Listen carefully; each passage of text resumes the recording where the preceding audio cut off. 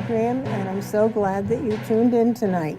As my guest and I get going on our conversation, if we strike on a subject that's near and dear to your heart, I want to encourage you to call us with a comment or a question. In the meantime, I'll start the show by reading just a few quotes that I think you might find interesting. This first one is from Theodore Roosevelt many years ago, actually in 1907. It's one of my favorites. And there's so much discussion today and interaction about immigration that I think this is a very interesting quote. In the first place, we should insist that if the immigrant who comes here in good faith becomes an American and assimilates himself to us, he shall be treated on an exact equality with everyone else, for it is an outrage to discriminate against any such man because of creed or birthplace or origin. But this is predicated upon the person's becoming in every facet an American, and nothing but an American. There can be no divided allegiance here. Any man who says he's an American, but something else also, isn't an American at all. We have room for but one flag, the American flag. We have room for but one language here, and that is the English language. And we have room for but one sole loyalty, and that is a loyalty to the American people. I think every citizen needs to understand this. It doesn't mean that we don't welcome here people who come legally. And frankly, for years we have not respected our own immigration laws, and that has weakened our status in letting people into this country, making them think that they can come and we're not going to do anything about it if they try to come in here legally. And we're finally trying to take a stand, and it's time we united about that and welcome people like they used to come years ago through New York, Ellis Island, okay? Here's another quote from a well-known person in the past. This one is by Joseph Stalin, communist leader of the USSR, Russia, from 1879 to 1953. Listen to this. Education is a weapon whose effect depends on who holds it in his hands and at whom it is aimed. This is a Russian dictator. They understand the effect of education on the future of a country. Our youth are the future of this country. And if we don't ensure that through our schools and our families and our communities, that these young people learn the founding principles of this nation and why they're so fortunate to have the rights that they have here, then we have failed. Here's another one by Karl Marx, father of communism and author of the Communist Manifesto. The education of all children from the moment that they can get along without a mother's care shall be in state institutions at state expense, which of course gives the state the power to indoctrinate in whatever way they want to. And here's one more, Vladimir Lenin, also a Russian. Here's a quote. "Give me 4 years to teach the children, and the seed I have sown will never be uprooted." That's enough for now, but I think it's important that we understand how important our education system is and how important it is that we have some control of it at the local level, because that's a big issue right now, and I'm sure it's something we're going to be speaking about. With this, I'd like to introduce my guest, Bob Shea from Fairfax, Vermont. First time on the program. Thank you. Oh, Got a welcome bad shoulder. aboard. Oh, I'm Yeah, sorry. it's all right. I'm sorry, I didn't know. Yeah. So welcome to the program, Bob. Thank you, Linda. Appreciate it. I love hearing from you. You're so well informed and well spoken, and I'm sure that the viewers tonight are going to learn a lot.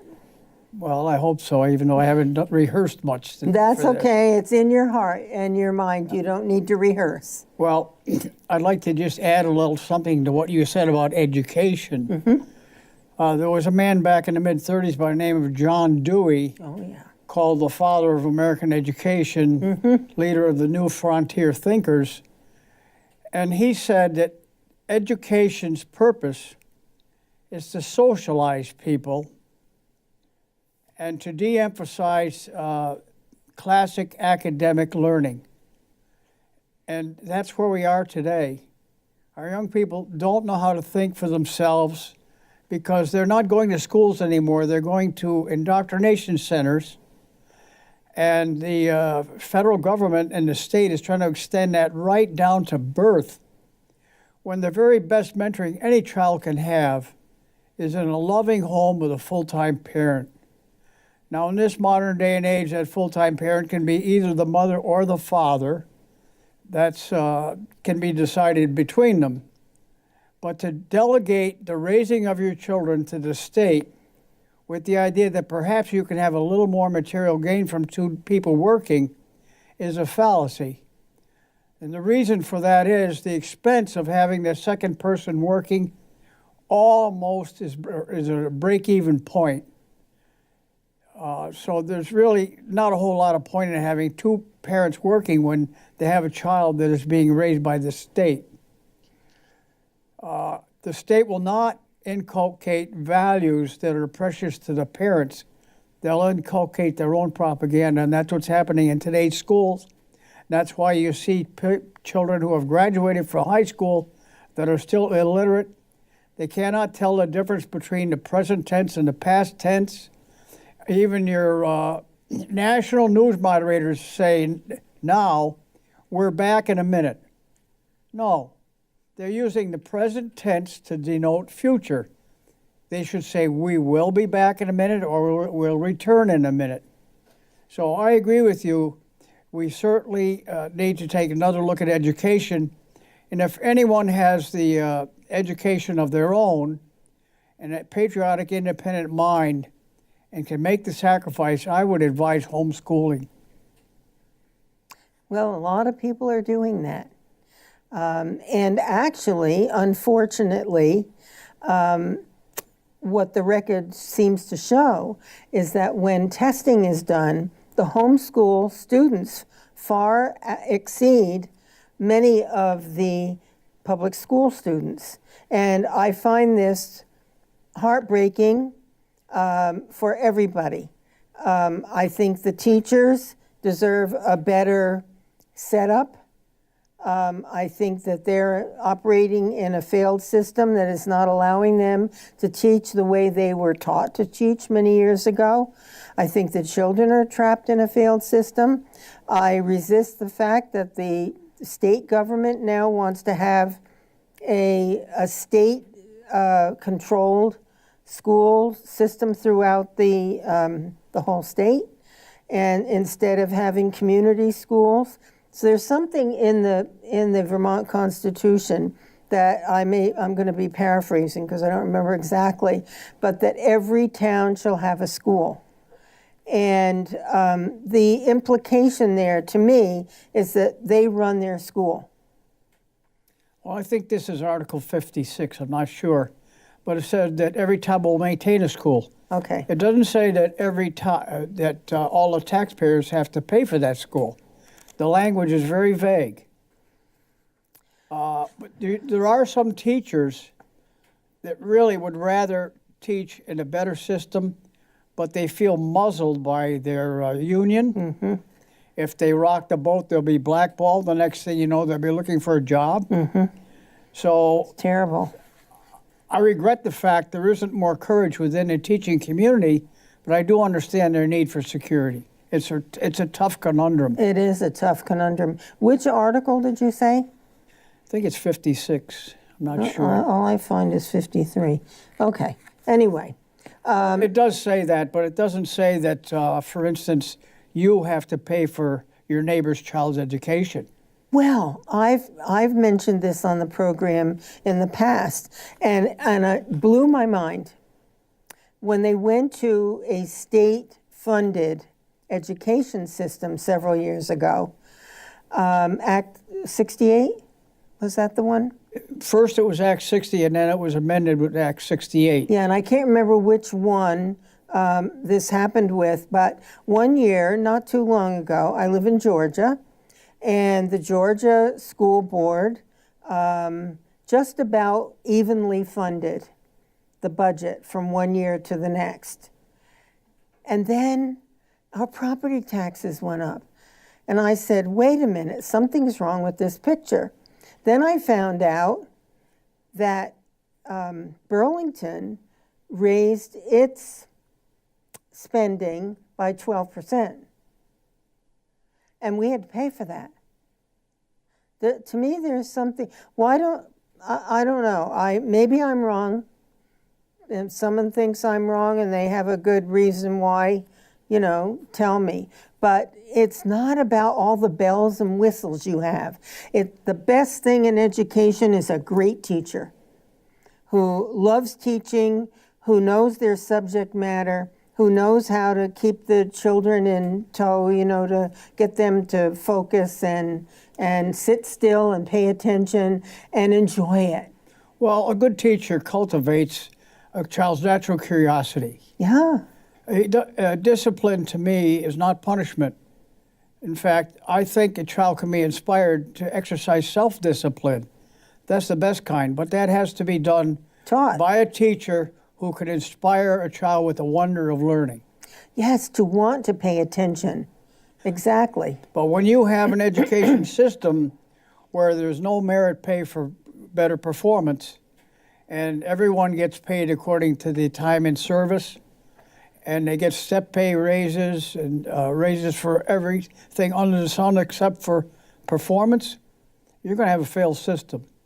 Absolutely, because that is the exact same thing for the teaching professionals as it is for the students, in that there's no motivation to excel, except if you're a teacher, to see the progress of your students, okay?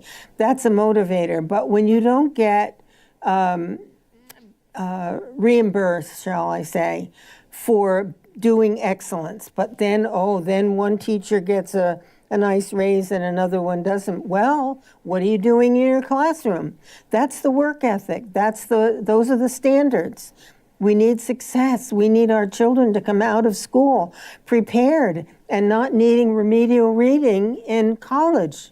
Well, one of the worst things that happened to education is when the federal government instituted No Child Left Behind, which really meant everyone has to progress at the same rate. Don't rock a boat and excel, because if you do, poor Johnny, who doesn't perform as well as you, is going to feel badly. Well, we are all born with equal rights, but we're not all born with equal attributes. Absolutely. And you can't make a silk purse out of a sow's ear. That's what they say. Well, this is what's happening in our education system, where I believe that a child should be able to go as far ahead as they're able and shouldn't be held back, because it would be socially undesirable for you to excel and Johnny to do poorly. Yeah, you can't expect to teach to the lowest common denominator and have the children excel who can advance beyond what's being expected at the time. That's right. That's right. And everybody, it's a disservice basically to everybody. I loved school, but then I was taught at home to behave, to have a strong work ethic, and I was excited to go to school. I haven't read anywhere in the United States Constitution where the federal government is empowered to dictate education. The federal government is not supposed to do this, but I blame the states somewhat for our problems too, because they have accepted federal money. And whenever you have federal money, you have conditions attached. It's a contract. Absolutely. And your state sovereignty is diminished every time the state signs over a contract. So for a state to complain and say, well, the federal government has usurped our sovereignty, they can't do that because they've done it voluntarily through contract. We gave it away. Right. Our United States Constitution in Section 1, Article 1, Section 8, gives particularly delineated powers to the federal government. And nowhere in those powers do I find any authorization for education at all. There is none. The education department should be abolished. I agree wholeheartedly. I filled out a questionnaire that was sent to me. I sent it to the people who were going to get it to the president, and I wrote in there an additional note where there was space to do that. Please eliminate the National Department of Education and Common Core. Yes, and there is another department that should be eliminated too. It's called HUD, Housing and Urban Development. I find nowhere in these enumerated powers that the federal government is authorized to control housing and urban development. And I'd like to read two of our articles of the Bill of Rights, which state what I'm talking about. Okay. One of them is the 9th Amendment, and it states this: the enumeration in the Constitution, that's Article 1, Section 8, of certain rights shall not be construed to deny or disparage others retained by the people. Yep. Now, education is one of those. Housing is one of those. Article 9 prohibits the federal government from becoming involved. But we know that our Congress violates the Constitution all the time, and the Supreme Court is in cahoots with them because they never allow a challenge to that, to unconstitutional statutes. Now, Amendment 10 says this: the powers not delegated to the United States by the Constitution, nor prohibited by it to the states, are preserved to the states respectively or the people. Absolutely. So we have massive usurpation of state sovereignty, which, by the way, was one of the checks and balances built into the United States Constitution. And we've had massive usurpation of those powers, but the states have been contributory to that. They have neglected to protect their sovereignty. It's about money. Sorry folks, I've said this on this on this program more than once, and that is Bill Gates, Microsoft, right, was one of the key people, handful of people, who designed Common Core education. And he gave $100 million and then another $250 or $150. I think it was a total of $250 million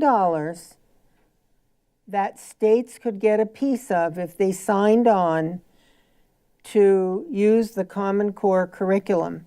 And I believe they didn't even know what was in it. Well, but money. It's all about money.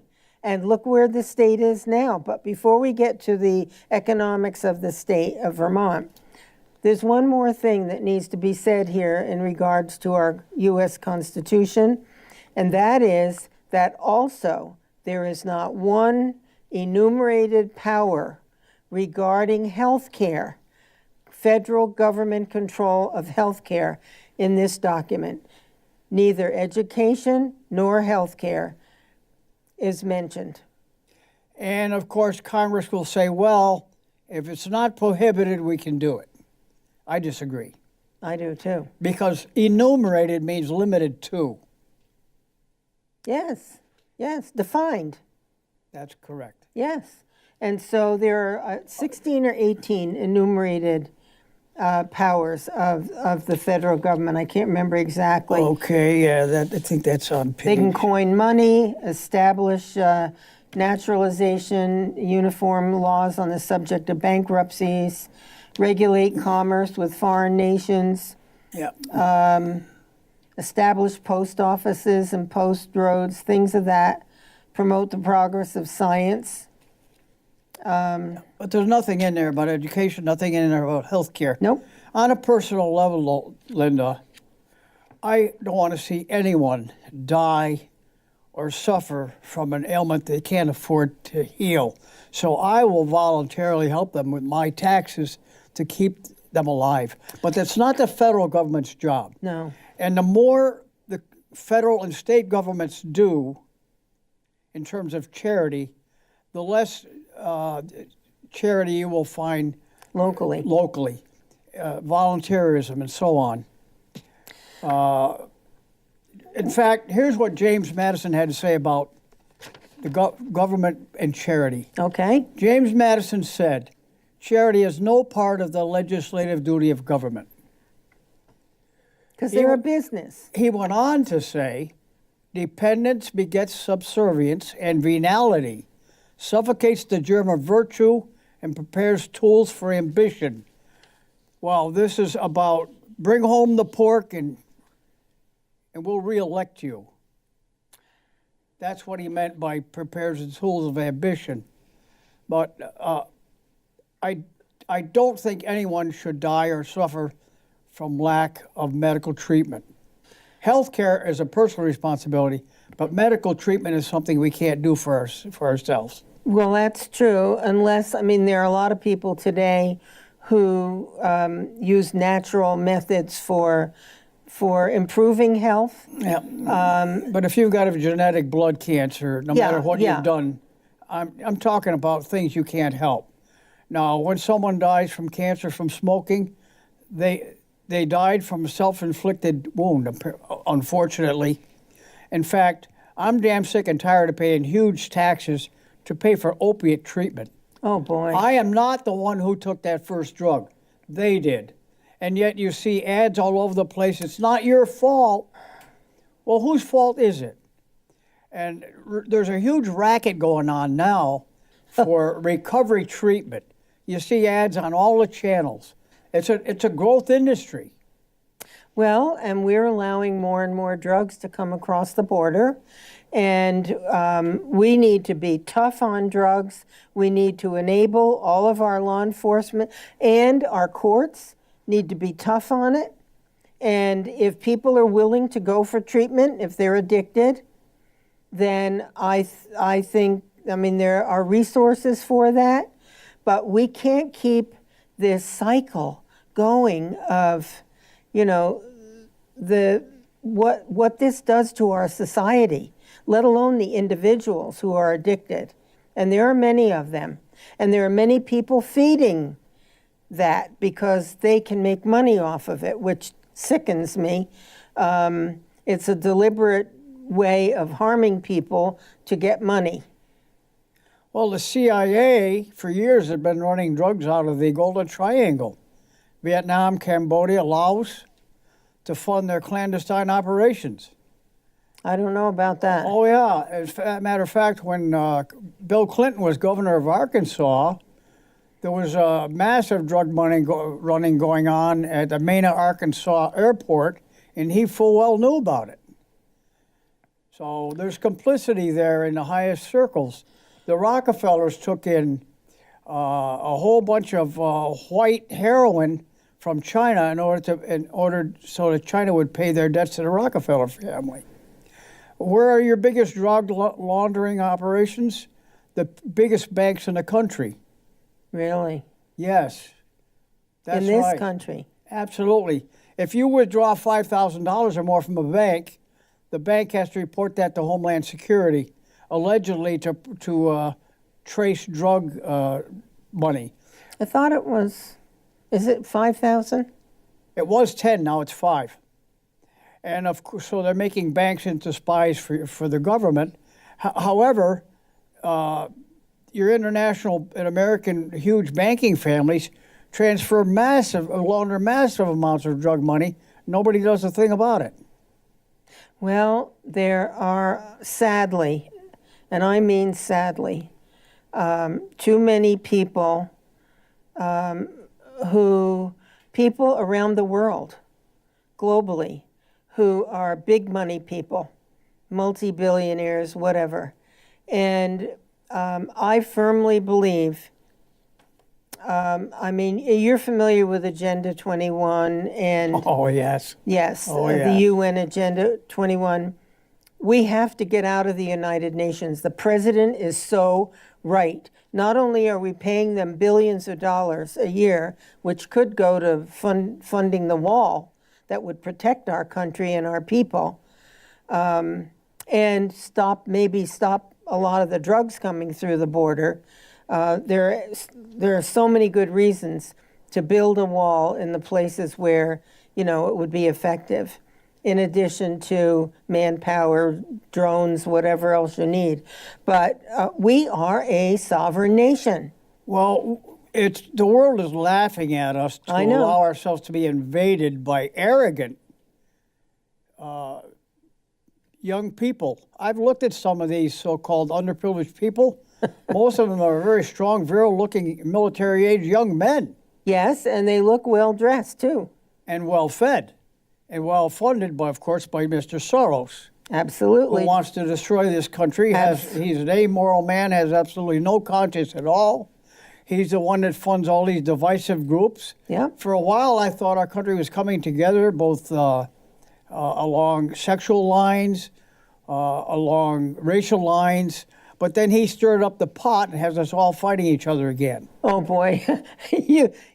When you mentioned George Soros, he already ruined a couple of countries with, had to do with Their currency. their currency, yes. He bid against them. I can't remember what you call it. But I think Macedonia was one of them. it was, yep. And there was another country, it starts with an M, and I can't remember the name of it. But that man he has dual citizenship with this country, and is it not, I would say Bulgaria, but it isn't. Not Romania. Do you know of his history during the Nazi era? Yes, he worked with He was an apostate Jew, which means he repudiated his religion. Of course, one might understand that if you were facing death in the Holocaust, but that wasn't enough for him. No. He became an SS assistant in helping to confiscate Holocaust victims' property for the Nazi regime. Yep, I know that. And someone asked him, don't you feel badly about having done that? And he said, no, I'm proud of it. It was one of his best, he said it was one of his proudest moments of his life. We have a caller. Caller, welcome to the program. What's on your mind? What's on my mind? I had to call into the Linda Kirker show. Well, welcome aboard, Dave. I see you got a special guest there. I sure do. A very knowledgeable man, as a matter of fact. Very smart gentleman. Absolutely, I know this. Yes. Yeah, he does his research and he knows what he talks about before he opens his mouth. Very well informed. Absolutely. We can all learn from him. Oh yeah, I've learned from him in the past. He's called me up a couple different times, so I respect him. Well, I feel privileged to be on with Linda because her quotes are great. Well, I'm happy to have him here. Hopefully we'll get you back another time. That'd be nice. But I know you speak well. You're knowledgeable, well-informed, and you're not afraid to say what needs to be said, which I love. And we need to, one of my greatest concerns is that we have to wake up the people. I've written a long poem, Wake Up America, and it is just so critically important that you folks out there, all of you, recognize that this country has changed dramatically and not for the best. And in like the last, I don't know how many years, 20 years maybe, we just seem to be giving up our valuable principles, and This is not by accident, Linda. I know it isn't. It's meant. By design. I know it is. And there are a lot of people around the world who resent this country, and especially our Constitution. If they can get rid of our Constitution that gives rights to the individual and empowerment to the individual, then they can take us over, which is what they want to do. They have the Treaty of the Seas. They want to control all the waters, even on our land here. I believe, though, Linda, we're talking about a minority of elitists that want a one-world government controlled by them. They come from different countries, but I think the majority of people in this world want peace, they want prosperity, and I feel that these elitists don't want that. But all they want is power. They've got all the money they could ever use, but they have a lust to control others. Yes, and look what George Soros is doing. He's paying all these groups that rise up, gets buses for them. You know, they had the Million Women's March in New York City, whatever. And this wasn't a group of women from around the country who said, oh, let's take a bus or let's drive or whatever and go to New York City. No, big buses came in, and they had, when I saw the grandstand and all of the electronics way up high, and I said, this was no, what's the word, last minute gathering. Ad hoc Gathering of women from around the country. This was programmed, planned, paid for to make it look like our country. You know, why do these women buy into this? I don't get it. I know why. It's because they have been indoctrinated instead of educated. Well, that's part of it. And then we also have, Dave, are you still there? Yeah, I'm still there. I'm still, listening to you two. Okay, well, when you want to chime in, just do that, okay? Well, I want to talk about the fact the governor says that, the population in the state of Vermont, it was just over 266,000 people in Vermont, but we do not have enough revenue coming in to support all the programs that we got. Well, what would you do, Linda, if you had $1,000 in your checkbook and you had $1,500 worth of bills? What would you do? Well, I would look at what my expenditures were, and I would start eliminating the ones that weren't absolutely essential. I mean, I have to live within my means. I can tell you two government Vermont departments that could be eliminated and save a lot of money and wouldn't hurt people at all. One, the Department of Marketing and Tourism. As far as I'm concerned, this ought to be in the purview of private enterprise. Another one, and it's a huge one, is the Department of Commerce and Community Development. Since when is it the state's right to control community development? And I thought commerce was part of the private enterprise system. What we have here, it's a nasty word, but it meets the definition. We have state fascism. And when Mussolini, the chief honcho of fascism, was asked to define it, he said, it is a merger of state and corporate powers. Whenever you hear that nasty word, public-private partnership, that's what you're hearing, fascism. Now, it's alive and well in Vermont, and all you've got to do is go to the State House and look at all the lobbyists in there, and they represent the corporate end of fascism. And now there is not even a bio put out on who the lobbyists are, what their backgrounds are. That doesn't exist anymore No either. kidding. I don't believe it does. I have 2 or 3 books. I was going through my bookcase looking for the Vermont Constitution, and I found these books. They're about this, booklets. They're about this thick.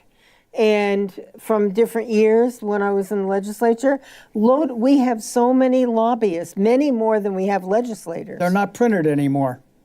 I didn't know that. And we don't print the legislative bio anymore either. If you want it, you've got to go on the internet. It's so much easier to go from one page to another. Now you got to scroll up and down a whole screen to find out information on legislators. Wow. Well, I'll let you two go, and I'm enjoying your show, so I'll get off, so maybe I can get somebody else to call in. Okay, well, we'd welcome calls anytime. Thank you, Dave. First, the legislative representative said to me, we're going on the internet because it's too expensive to print these books. And yet they can give $10,000 to somebody to come into the state of Vermont.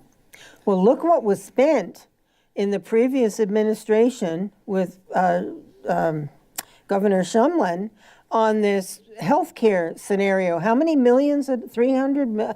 I don't know how many millions. It was a lot of money trying to put together a one-size-fits-all healthcare system. And the woman who owned that company was a classmate of Michelle Obama in Princeton. Yes. And this is when Shumlin was trying to get in tight with the Obama administration. It stunk. And this company also had put together or tried to put together a healthcare program. Was it for the federal government or was it for Canada? It was for one of those two, and that was a huge failure. Never worked. So why were we spending millions of dollars for something like this? Leave us alone. We're driving doctors out. What we need is one full biennium where the legislature meets. Stays home.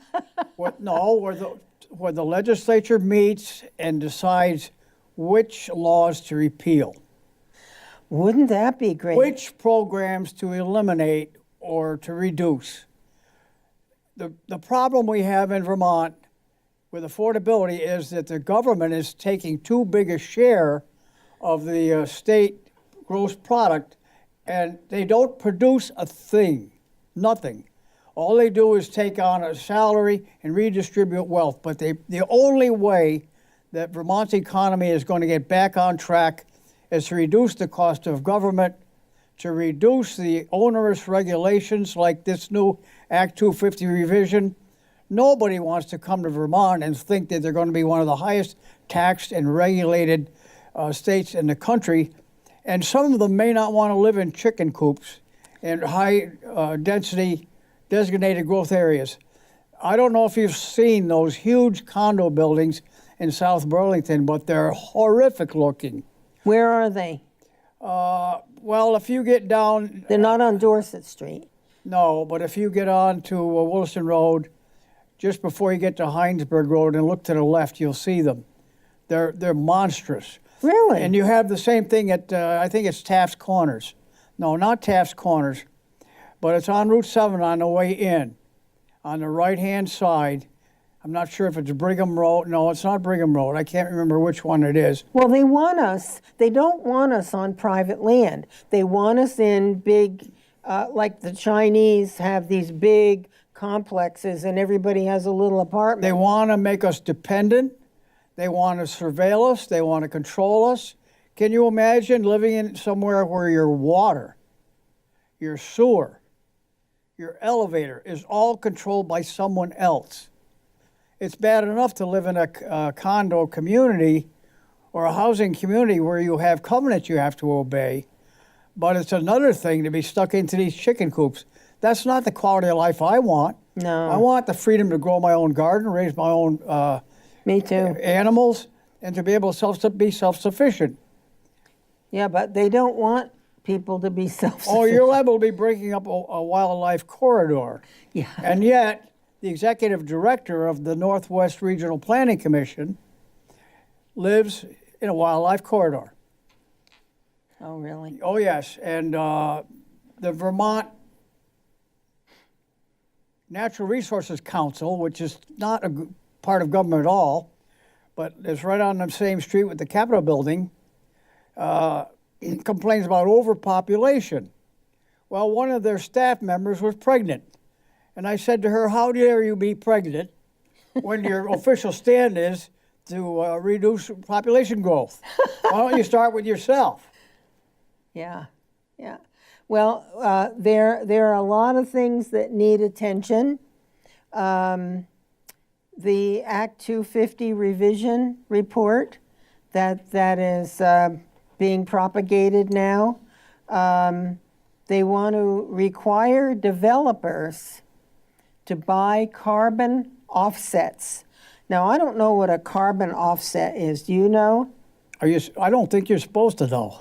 Oh, I see. It's a surprise. Well, it's something you go along with because they say so. What happened to Article 1 of the Vermont Constitution? Can I read that? Sure. Chapter 1, Article 1. Any time the government does something to violate this, they're violating your rights. That all persons are born equally free and independent and have certain natural, inherent, unalienable rights, amongst which are the enjoying and defending life, liberty, and acquiring, possessing, and protecting property. Now, whenever these regulations are made and they destroy your property rights, they're violating Article 1 of the Vermont Constitution. The Vermont Constitution. That's correct. Now, when you have to buy carbon credits, you have to jump through all these kind of hoops. Your right to property has been violated, and not only that, your quality of life has been diminished too by all these restrictions. And liberty is out the window. And how many more people are going to move here if we can't construct buildings, homes, without having to, the builder, the contractor, having to pay carbon offsets? I don't know how do you generate, well, if you use a chainsaw and it has gas in it, I suppose that gives off something. I don't know, but what? Yes, it does. But what are they thinking? Well, we're going to have to go back to the horse and buggy era. But then again, you've got flatulence from the horse as well as manure, which produce carbon dioxide too. But we give off carbon dioxide. Well, yes, but the way to eliminate that problem is to reduce the world's population to 500 million people, like George Soros and David Rockefeller wanted. Well, Vermont's ahead of the game. We have fewer and fewer people here. Oh, we lost 30,000 students. Oh, we've got to get more. We got to pay them all $10,000 to come in here, of course. Oh, yeah. Yeah. Once they're here, they'll rue the day they ever took that $10,000. Yeah. But anyone who comes to a place with their hand out for money isn't going to stop having their hand out. That's probably. Look at what happened at the whey plant. They got $10 million grant from the state of Vermont. That means you and me. They were there for a few years, and then they left. Where was this? This was down in Georgia. Oh, okay. Oh, this happened about 20 years ago, but I don't forget those things. No, I can tell you don't. Oh, no. That was my tax money that was wasted.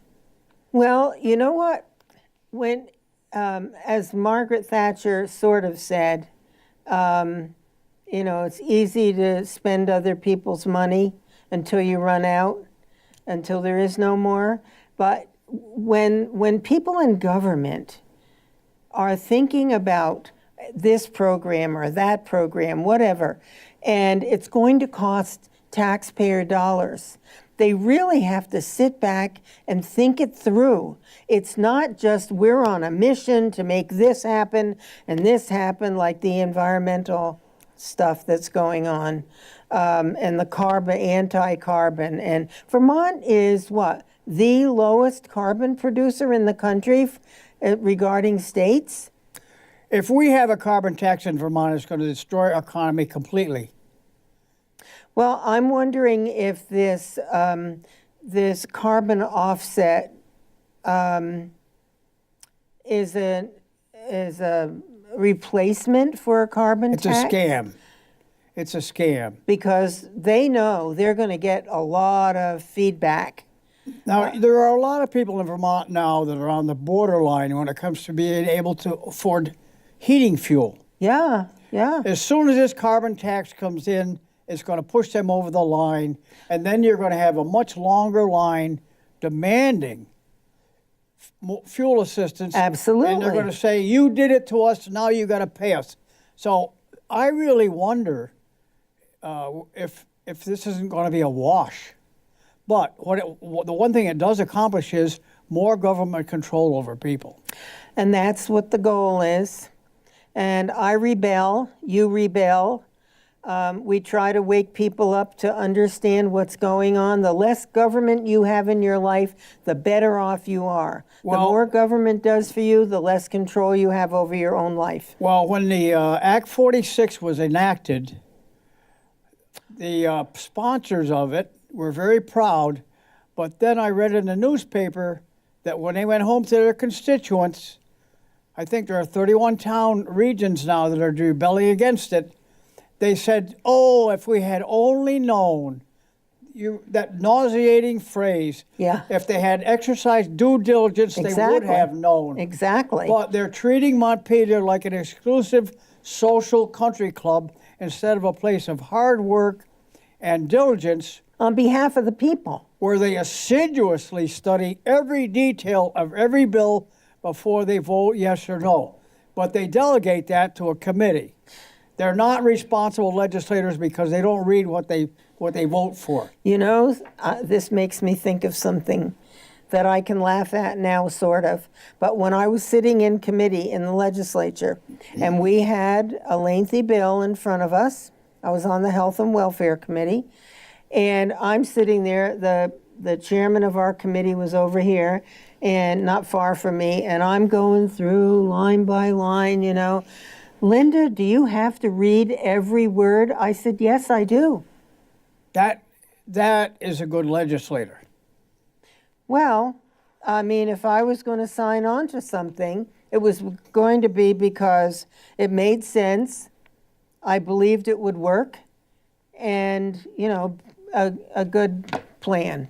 Other than that, there were times when I wouldn't agree with my party. Yep. Now, we have coming down the pike a push for a constitutional amendment. Oh, yeah. Now, our Constitution is just about perfect, right where it is, and it guarantees rights to everyone, regardless of what their orientation is politically or any other way. However, certain radical liberals in Montpelier wanted to highlight the rights of special, unique groups when it's completely unnecessary. The Constitution applies to everyone.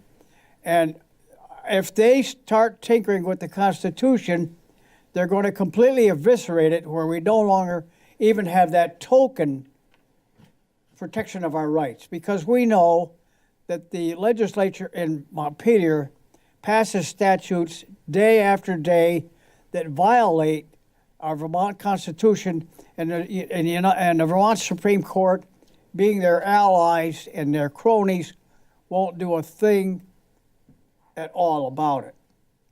Well, one example of a law that is absolutely unconstitutional and unfair is the tax incremental financing law, which by its nature extorts education fund taxes from rural dwellers to fund urban redevelopment. this is the TIF. Absolutely.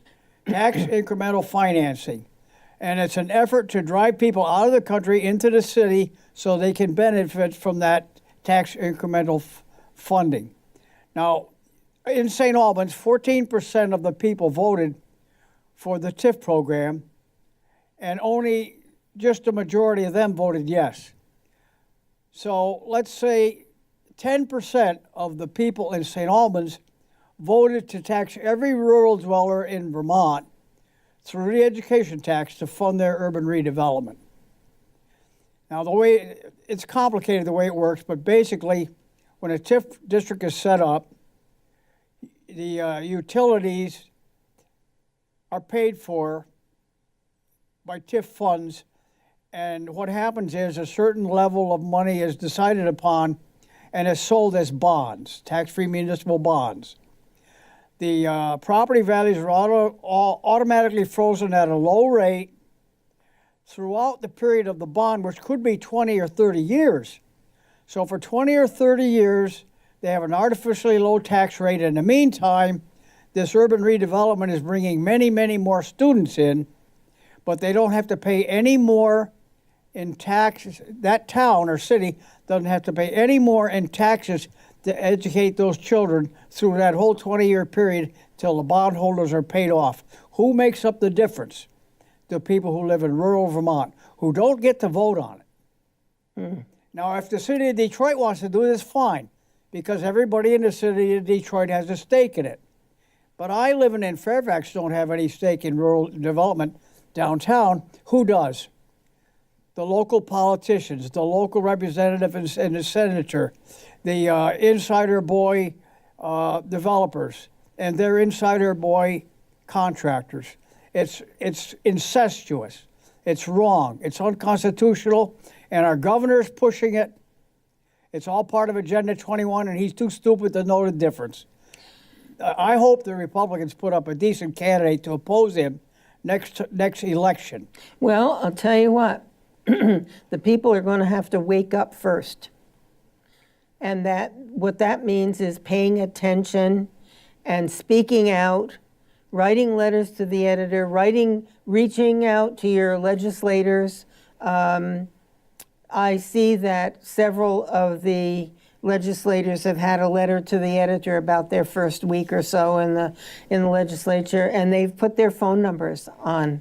Oh, the Courier did a great job. They put the bio on everybody in there. Oh, they did. They put the phone. They put the phone number. They put the email.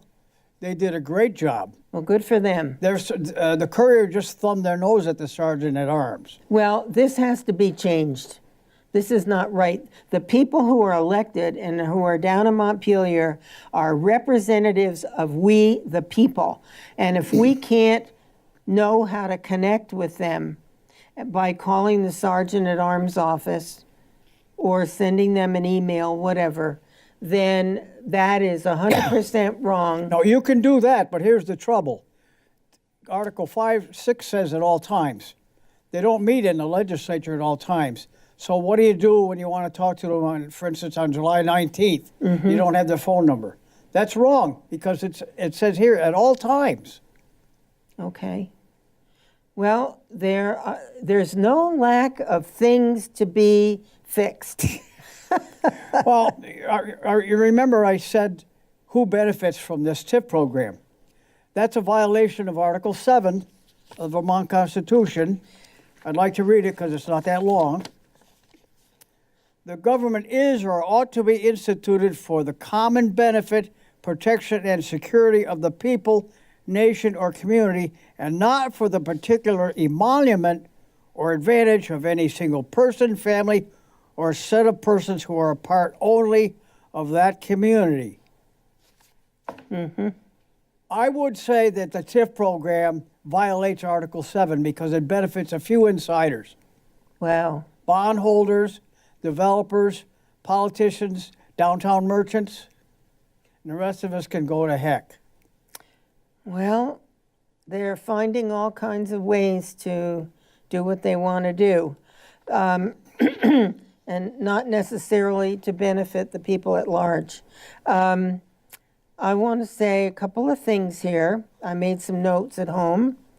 I want you folks to make sure you know that there is something called a federal death tax.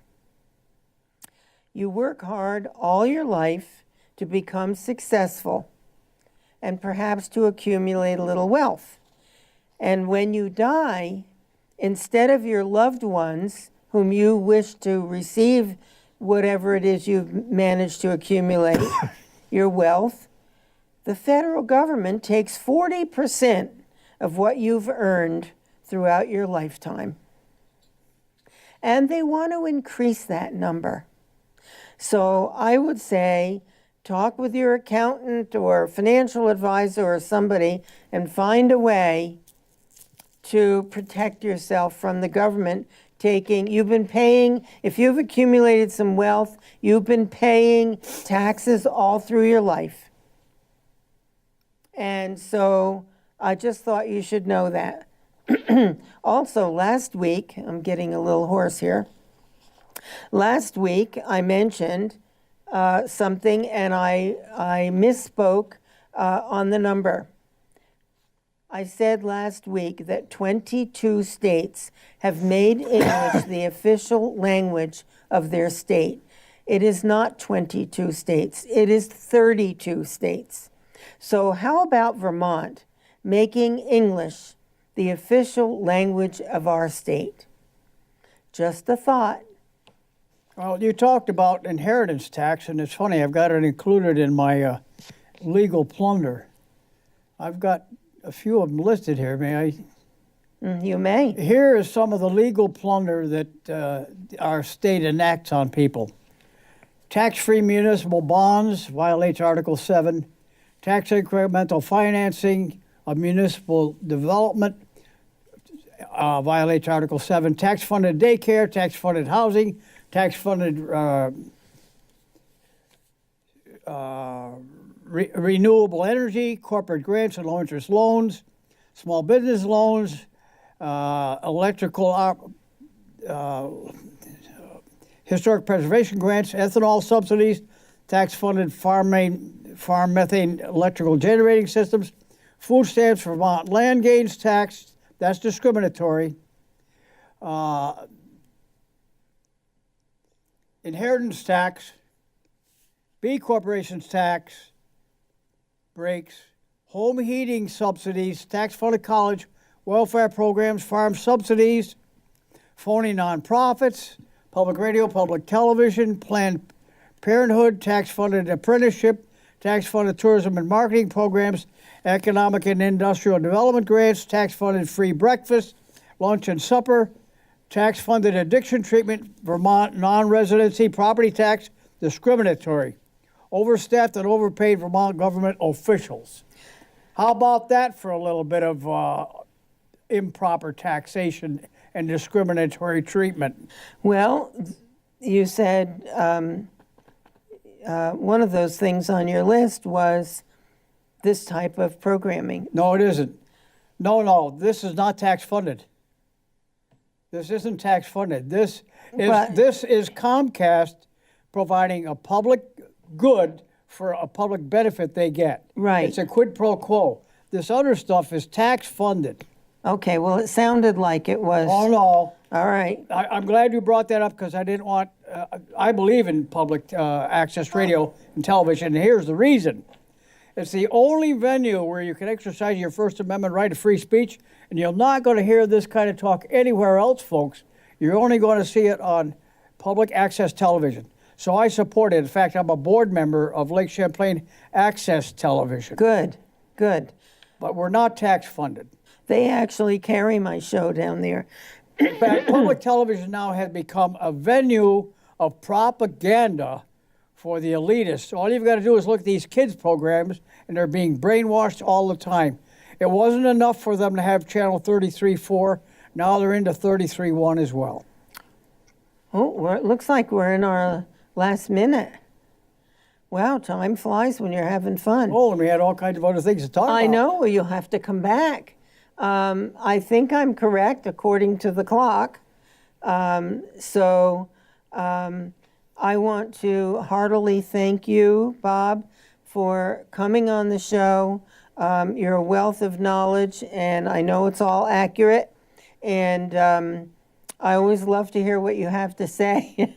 Well, I feel privileged to be on a show with you, Linda. I appreciate the fact that Northwest Access Television gives us this venue. Absolutely. And I thank the watching audience for the privilege to visit with you. Well, and folks, thank you so much for tuning in tonight. I hope you learned a lot, and we'll look things up and think them through and speak out. So good night, and I'll see you again next week.